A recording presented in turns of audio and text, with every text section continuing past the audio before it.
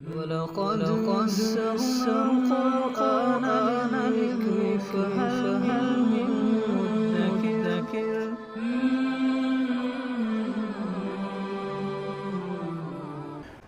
اعوذ باللہ من الشیطان الرجیم بسم اللہ الرحمن الرحیم ان الذین فرقوا دینہم وکانوا شیعا لست منہم فی شیء انما امرهم الی اللہ ثم ینبئہم بما کانوا یفعلون۔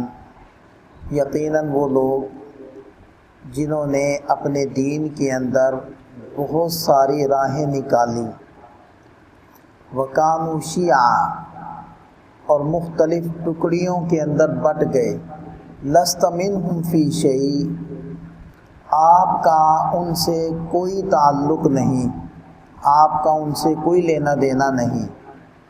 اِنَّمَا أَمْرُهُمْ إِلَى اللَّهِ ان کا معاملہ تو اللہ کے حوالے ہے، ثُمَّ يُنَبِّئُهُمْ پھر اللہ ان کو جتلائے گا بما کانوا یفعلون جو کچھ وہ دنیا کے اندر کرتے رہے۔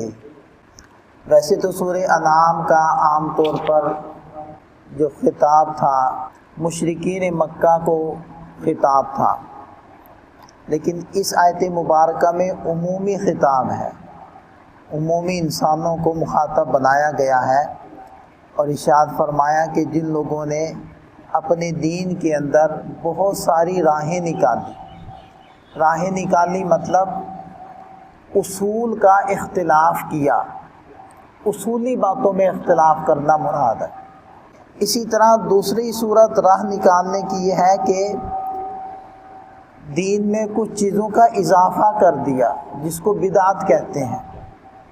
تو چاہے اصولی باتوں میں اختلاف ہو یا دین کے اندر اضافہ ہو، یہ دونوں صورتیں فرقو کے اندر داخل ہیں کہ انہوں نے اپنے دین کے اندر راہیں نکالی۔ لہذا نبی پاک صلی اللہ علیہ وسلم نے ارشاد فرمایا کہ تم بھی پہلی امتوں کی طرح ان کے قدم بقدم چلو گے۔ لہذا بنی اسرائیل میں 72 فرقے ہوئے تو تمہارے اندر 73 فرقے ہوں گے، اور ان 73 میں سے صرف ایک فرقہ جنت میں جائے گا، بقیہ سارے جہنمی ہوں گے۔ تو صحابہ کرام نے پوچھا اللہ کے رسول وہ جنت میں جانے والا فرقہ کون سا ہوگا؟ فرمایا ما انا علیہ و اصحابی، جس پر میں ہوں اور میرے صحابہ ہیں۔ تو ما انا علیہ جس پر میں ہوں یعنی میری سنت، اور وہ اصحابی جس پر میرے صحابہ ہیں یعنی صحابہ کرام کی سنت اور صحابہ کرام کی جماعت، اسی سے یہ لفظ نکالتے ہیں اہل السنہ والجماعہ، یعنی سنت والے اور صحابہ کرام کی اتباع کرنے والے۔ اسی طرح ایک اور روایت کے اندر ہے کہ تم میں سے جو شخص زندہ رہے گا وہ میرے بعد اختلافات دیکھے گا، سیارہ اختلافاً کثیرا۔ تو اس اختلاف کے زمانے میں علیکم بسنتی، تمہارے ذمہ ہے کہ میری سنت کو لازم پکڑنا، وسنت الخلفاء الراشدین اور خلفاء راشدین المہدیین ان کی سنت کو لازم پکڑنا، اور ان کی سنت کو دانتوں سے مضبوط پکڑ لینا، اور گمراہیوں کے اندر بدعات کے اندر مت پڑنا، کیونکہ ہر بدعت گمراہی ہے اور ہر گمراہی جہنم کے اندر لے کر جانے والی ہے۔ تو پتہ چلا کہ نبی پاک صلی اللہ علیہ وسلم کا فرمان، آپ علیہ السلام کی سنت اور اس کے بعد صحابہ کرام کا جو اجماعی فہم ہے اس کو ماننا یہ راہ راست ہے، اور اس سے دائیں بائیں ہونا یہ راستے سے بھٹکنا ہے۔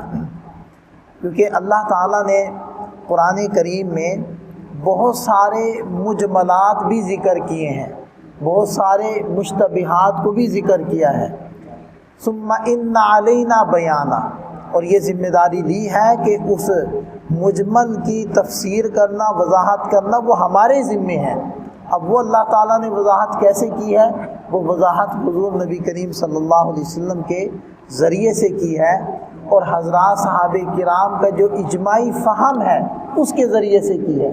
لہذا جو قرآن کی تفسیر کرتے ہوئے سنت کو لیتے ہیں، آپ علیہ السلام کے فرمان کو لیتے ہیں اور پھر صحابہ کرام کے فہم کو لیتے ہیں، وہ تو راہ راست پر رہتے ہیں، اور یہی وہ لوگ ہیں جو اہل السنت والجماعہ کہلاتے ہیں۔ اور جو اپنے ذاتی فہم کو بیچ میں داخل کرتے ہیں تو وہ گمراہی کے اندر پڑ جاتے ہیں۔ تو بہرحال ارشاد فرمایا وَكَانُوا شِيَعًا، اور وہ لوگ ٹکڑے ٹکڑے ہو گئے، مختلف گروہوں کے اندر بٹ گئے۔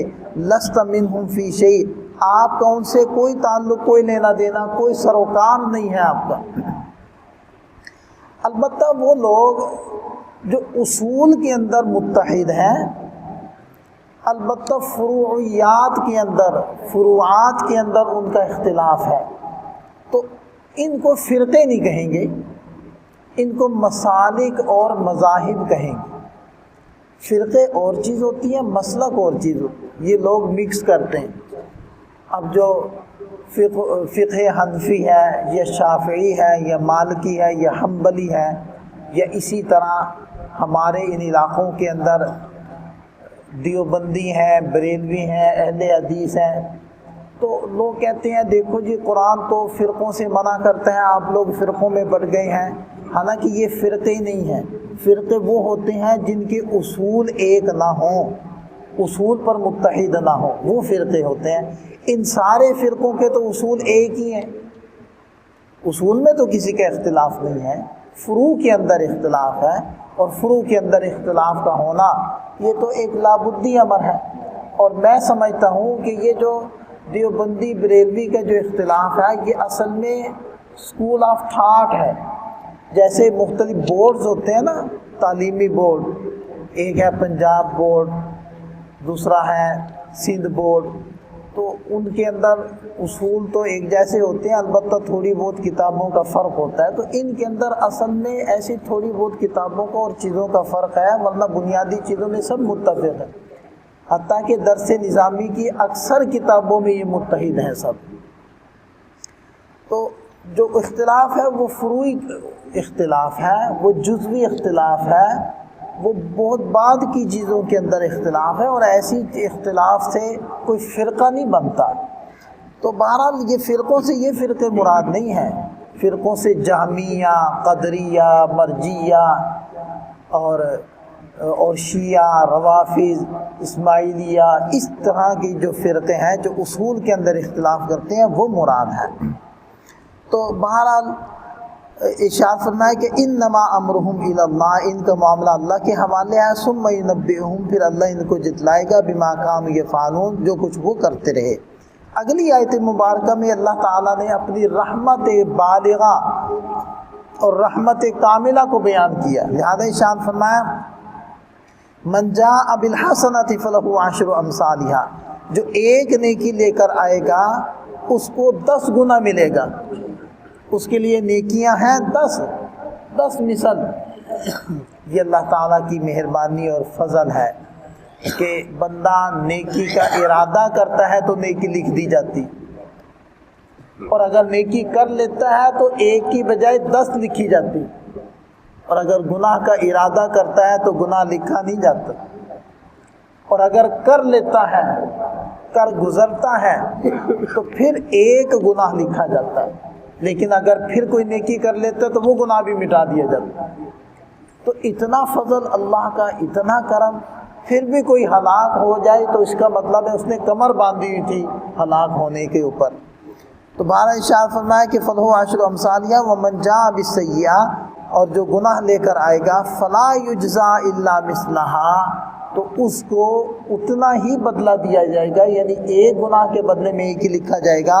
وہم لا یظلمون، اور لوگوں پر کوئی ظلم نہیں کیا جائے گا کہ ایک گناہ کرے اور 2 لکھ لیے جائیں، ایسا نہیں ہوگا، ایک گناہ کے بدلے میں ایک ہی لکھا جائے گا، لیکن چونکہ اس کی رحمت وسیع ہے تو ایک نیکی کے بدلے میں 10 لکھ دی جائیں گی۔ اللہ تعالی ہم سب کو اپنی رحمت بالغہ کی چادر کے اندر لپیٹ کر جنت کا مستحق بنائے۔